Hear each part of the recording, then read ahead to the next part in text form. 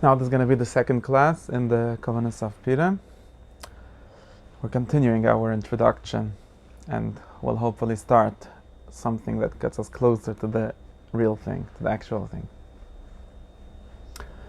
So in the first class we've justified and explained the idea of speaking in English and more generally translation and how all the words we use and all the concepts we use, all the vessels that we create, we could even say the mitzvahs that we do, which are another language, right? Mitzvahs, actions are another language of expressing things. And just like every language, they have two directions, right? I can be expressing something, so this is starting from my mind, starting from my heart, starting from my thought, and ending in the vessel of speech or an action as an explanation of something. And it could also be a way in. If you're listening to my thought, to my speech, or if you're reading my actions, or reading my book, or seeing my actions, that's a way for you to go in, up to my thought. So, just like everything else, language and speech and words and actions have both these directions. They are a way out of the person having the thought which wants to express it, and they're a way in.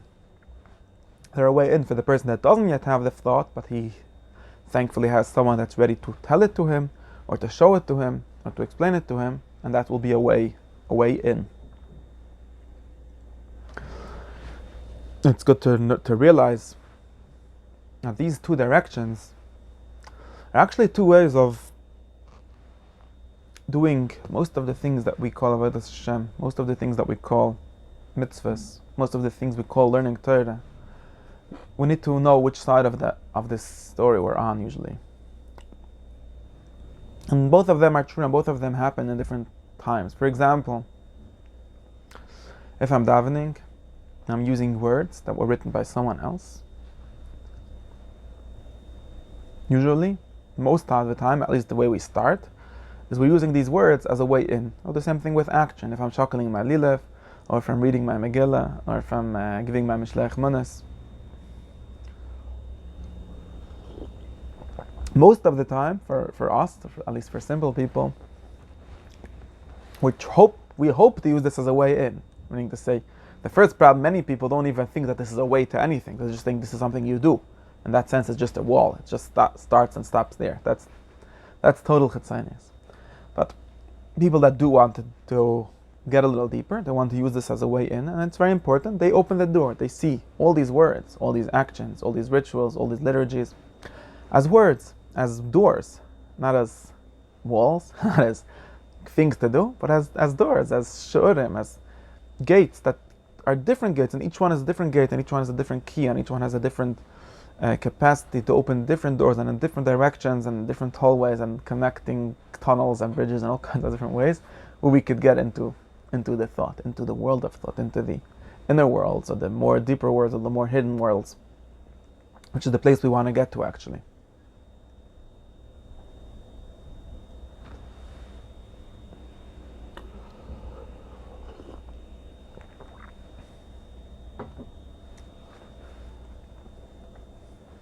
So that's the first level of doing anything.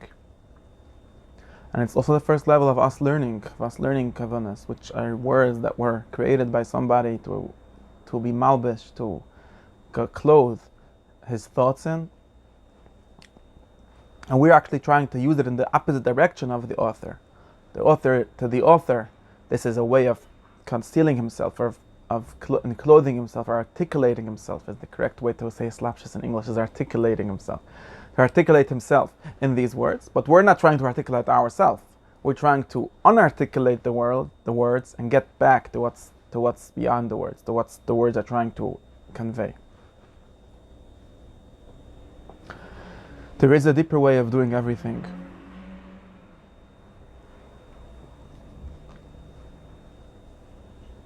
The deeper way of doing everything is to be makdim, is to start with the thought and then have the action be done. So for example, if you do like the Chassidim HaRishonim, who were shoyesh shachas lefnei tefillah, they thought and meditated for an hour before their prayers. and then you daven, so then, maybe, hopefully, the words that you say, maybe they're going to be your own words, or even if you use other words, but you understand how they work and what they're trying to convey.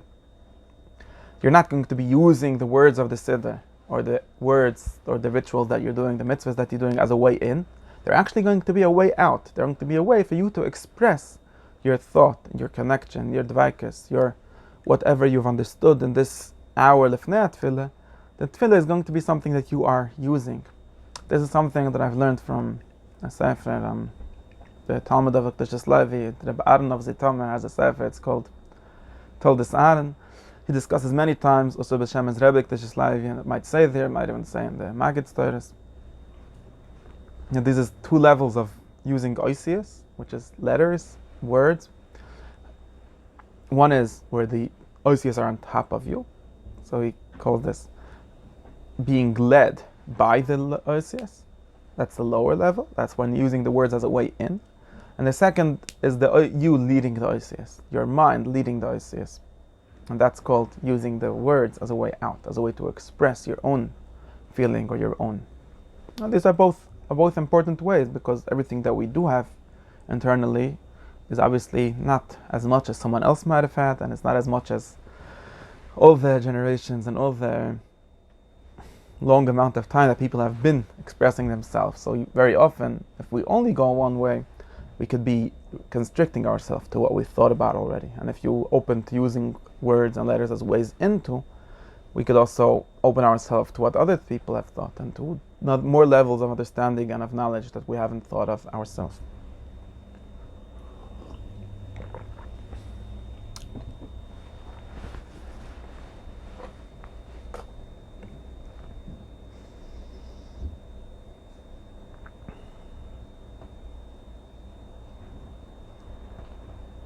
Now, in order to get into where I want to get to,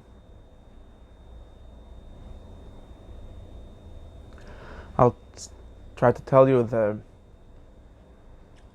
basic concept, the basic word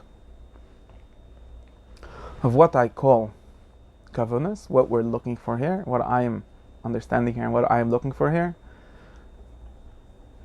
and why it's interesting.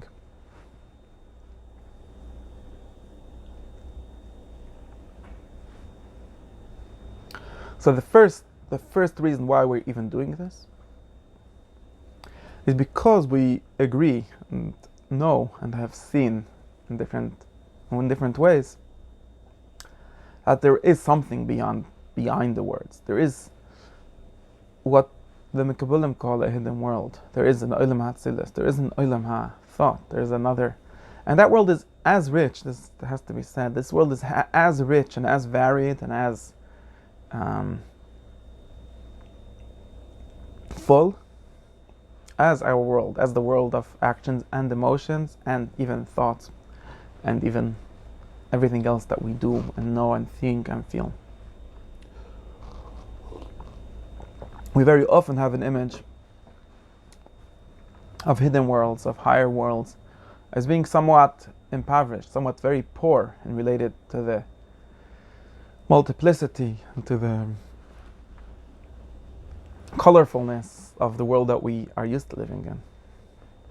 And even in slightly deeper levels, when someone thinks of his world of expression or his world of feeling, which can be very rich, people can have very rich imaginations and very rich inner worlds, relative to where I'm trying to get to. These are small worlds. These are quite limited worlds. And higher worlds, although they have, and this is a sign of deeper and higher levels, is always more unity, as everyone knows, at least for monotheists and for people that have a monistic view of things. The deeper you're going to go, you're going to more understand the connections between things, and you're going to have more simplicity, as the medievals say. That doesn't mean that it's boring. That doesn't mean that it's poor. Very important to realize.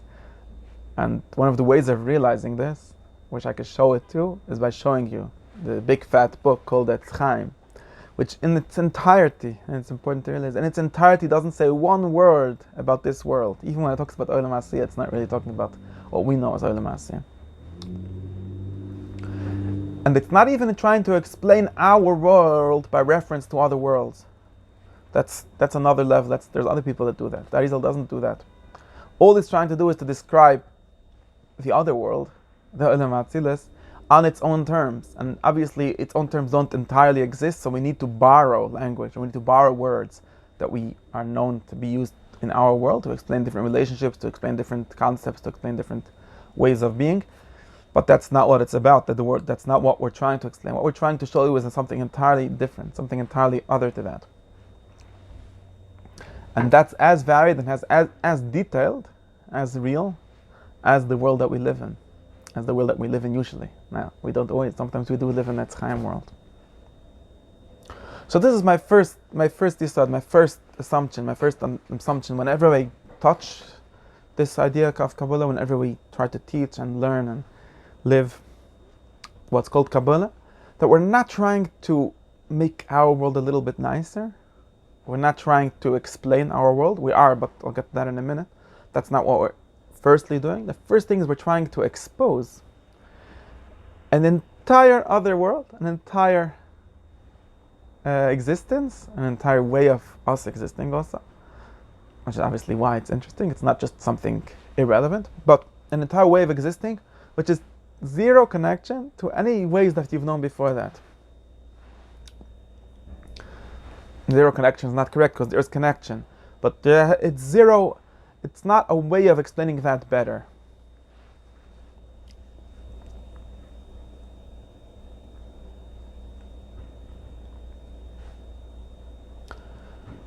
What is its connection to the lower worlds in terminology? Its connection is that it's the source of these lower worlds. In other words,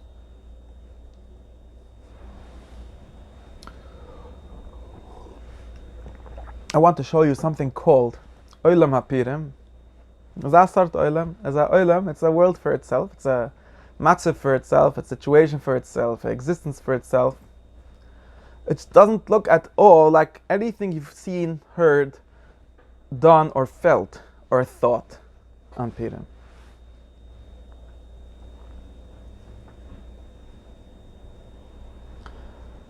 But this is the actual, more true, and more real meaning of Purim.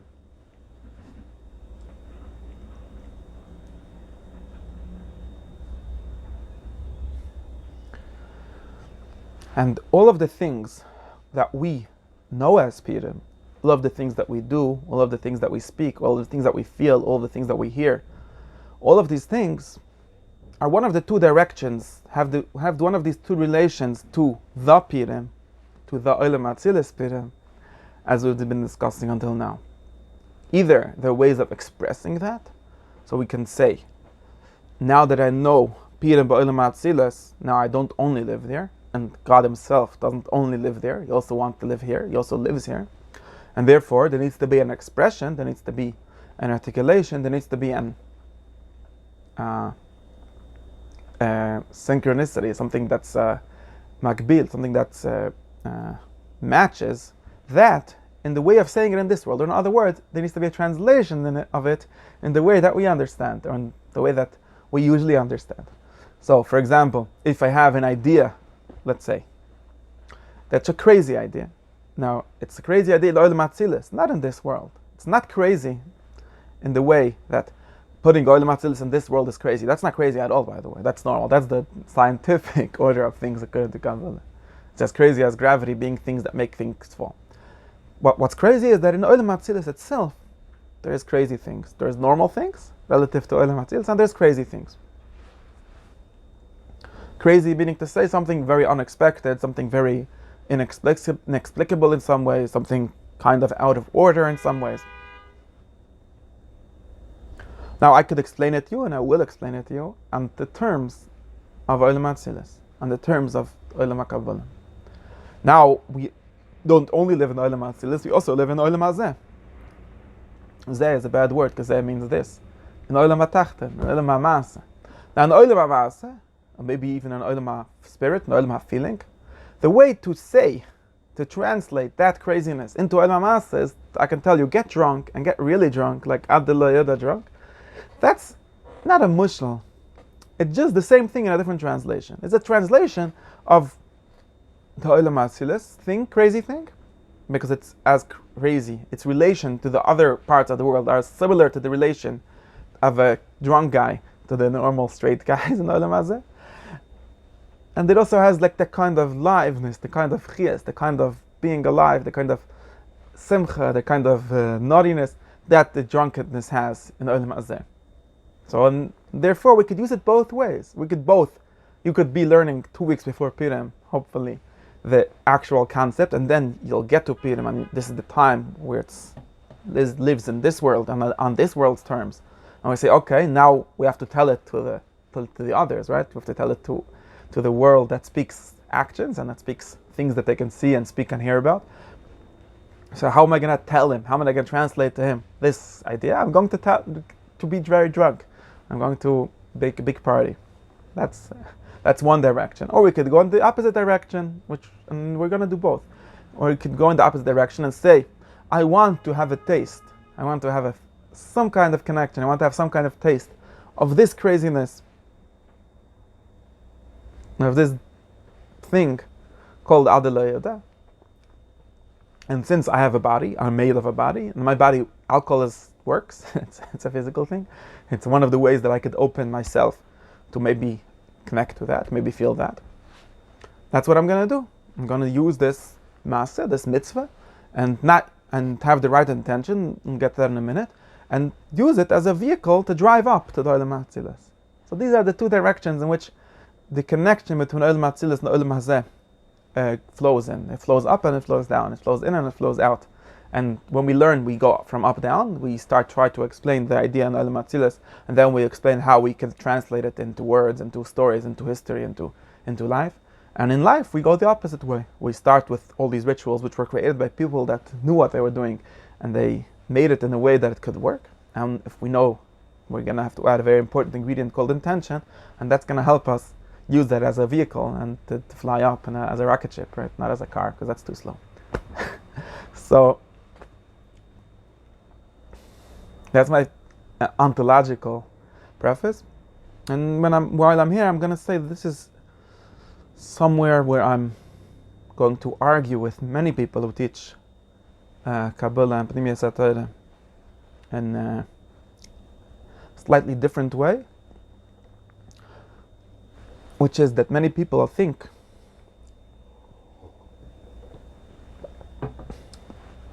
that Kabbalah is speaking this foreign language. It's speaking about Zai and Nuk and Atik and Abba and Ima and all kinds of words that nobody knows what they mean. And obviously these are not to be taken literally, because obviously that's meaningless to us. So we need to retranslate it either into psychological terms, into cosmological terms, into existential terms, into all kinds of different translations that we could translate it into, and then we'll understand. In other words, some people will say, when the Arizal talks about symptom, really is only talking about some kind of feeling that people have sometimes, or some kind of something deeper than feeling, or different things. And he's using a language, he's using a metaphor, he's using a mythic language to express that. And while I don't disagree that these translations might be extremely helpful, they might be true translations even, and real people who've understood what they're doing have done these kind of translations, and they're important. I think that when you say this, at least in the way that I've put it now, that's totally wrong, and that's kind of the opposite of the point. We're not here to explain better your psychology, because it's kind of not clear why it would even be useful, because psychology has managed to understand itself and philosophy and everything else without all of these words. Maybe it's helpful, maybe it helps people who have more visual imagination to speak of Abba and Ima and Za and mean psychological terms or philosophical terms. But it's not my impression that Kabbalah is trying to do this, and the Kabbalah themselves are really clear. If you learn Pardes of the Ramak, if you learn the Leshem, very famously is mad at people reading Ramchal in this way. That's totally not what they're trying to do. What they're trying to do is to give an entirely different world, which of course has these relations to this world, so there's up and down between them. But they're not trying to be a better psychologist than the psychologists and not better philosophers than the philosophers. They're actually telling the psychologists and the philosophers that if you want to really understand the things, you need to know the source. You need to know the source, because that actually does lead to a better understanding. There's no question that it does lead to a better understanding if you have these ways of conceptualizing it according to Kabbalah. But we're not really here, and don't say, and this is, I'm going to finish with this point. Don't tell me that the people who are just being mechaven, or just using the words of the Arizal himself, are making a mistake, because then the Arizal himself must have made a mistake. Those words are real, and those words work. They're not trying to work at the level of usual understanding. They're trying to work at the level of Olam Atzilis, which is what they're about. And what we're trying to do is the opposite, to use the translations as a way to understand the actual light, or to use the translations as a way to convey the light. One of these directions. We're not trying to use the light in order to explain the translation. That would make no sense.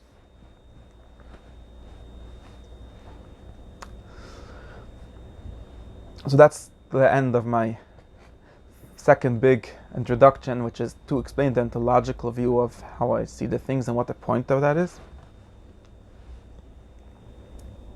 To this we need to add second very important introduction, which without it basically everything here is useless and misused, is that we need to have the correct intention. And intention is the literal translation of Kavanos. If you look in my class where I started the Kavanos of Pesach in Hebrew, we discussed more in detail the 5 levels called action, speech, and then intention, thought, and will, known in Hebrew as Kavanah, Machshava, and Re'isa Delib.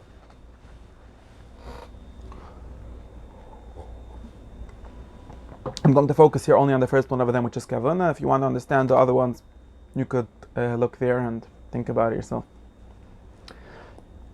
And the first thing, then this is what's called Kavanah, and also in Halacha. And people have this mistake often, and there's discussions about this.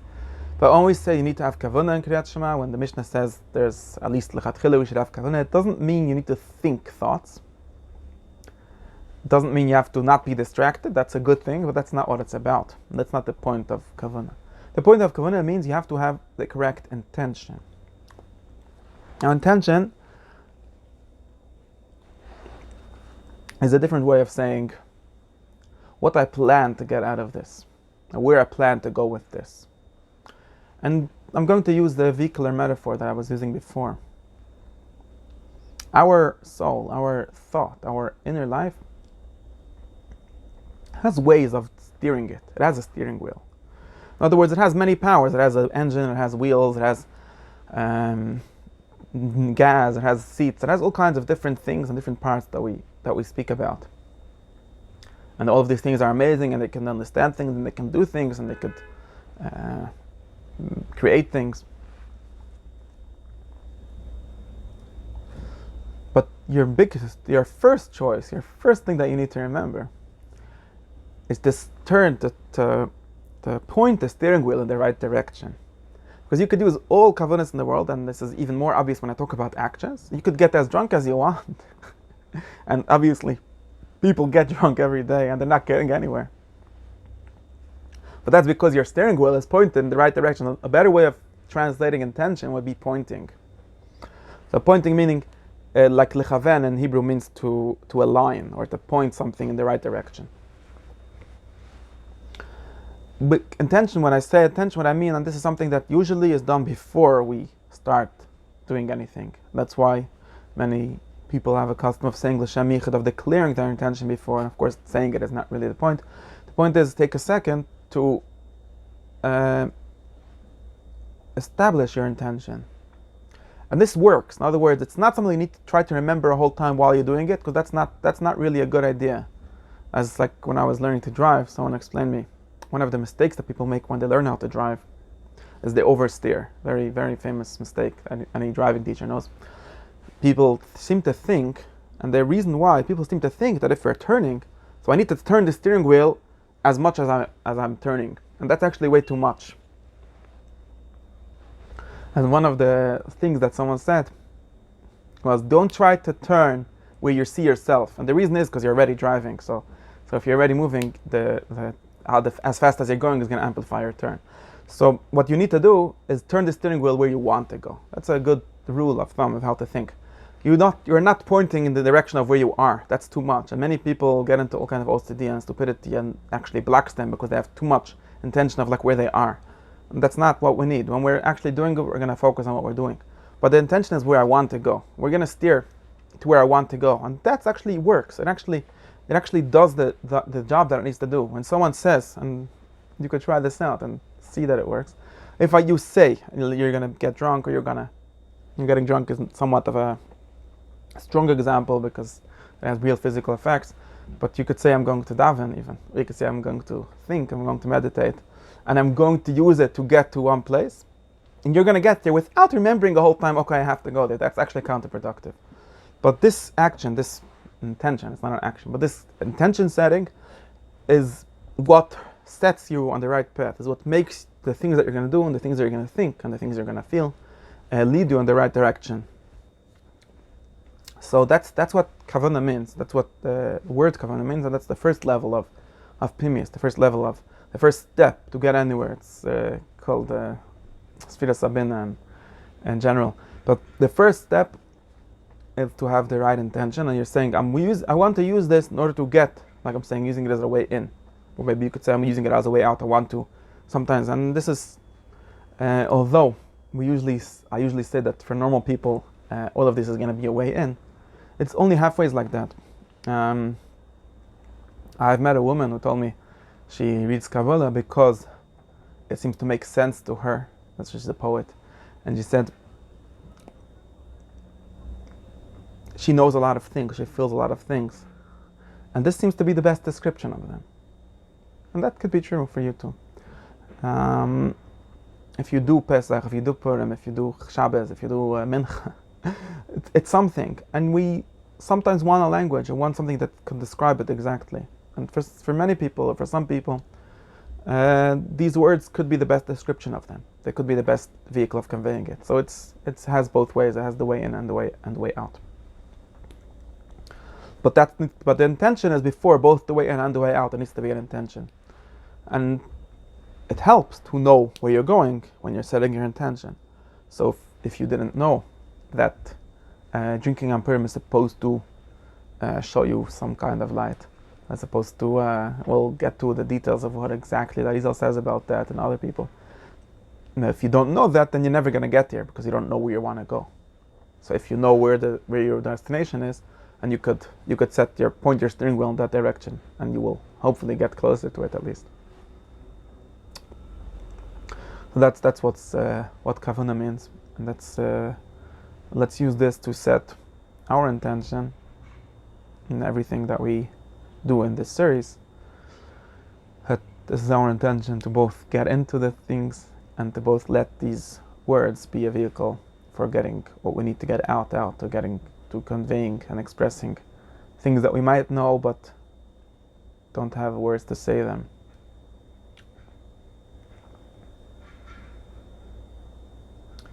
V'hinayam Adonai Eloheinu Eloheinu Yamaseh Yadayni Kaina Eloheinu Yamaseh Yadayni Kainai.